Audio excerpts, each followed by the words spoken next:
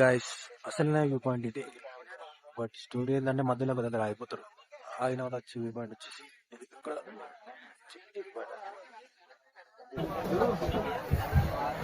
అది కిందనే ఉంటుంది, అది ఓన్లీ 20%. మిగతా 8% ఇక్కడ ఉంటుంది. సో ఈ 8% ఇది అది రెండు కవర్ చేయాలంటే లెఫ్ట్ సైడ్ ఉన్న కొండ ఎక్కాలి. అంటే ఆ పైనకి ఎక్కిన తర్వాత మనకి మధ్యలో ఉంటుంది వ్యూ షేప్ లో. ఇక్కడ సెంటర్ లో అవుతే అది మాత్రం అనిపిస్తుంది. లెఫ్ట్ సైడ్ ఉన్న కొండ ఎక్కితే ఇది మొత్తం అనిపిస్తుంది.